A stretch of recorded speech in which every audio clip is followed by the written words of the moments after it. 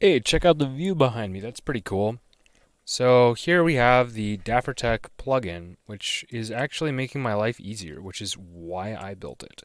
So if we look at this video here, this video, it's got a lot going on, and there's different shots, right? We start with this shot, then we go to this shot, then we go to this shot, then this shot, and this shot. So if I go over to the daffertek plugin window, we can see that I'm actually tracking all of these shots, which is very helpful. This will save me quite a bit of time.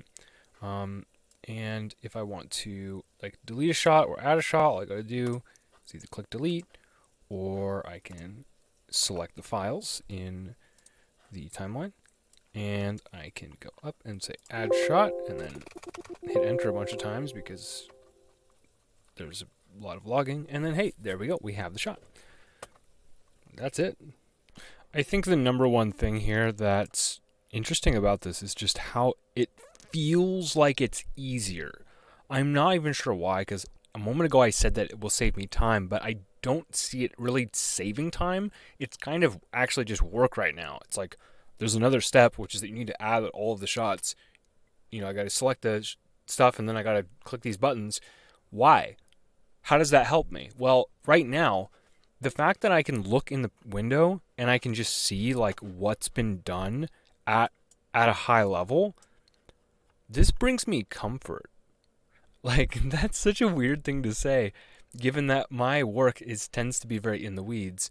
And the reason is, if I'm in the weeds, I'm not actually thinking about the overall project.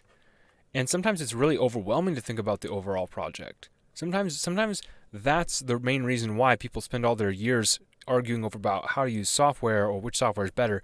It's because they can't think about the results, because the results are actually much more big to think about, especially when you know how the software works. You can't just, think about the film.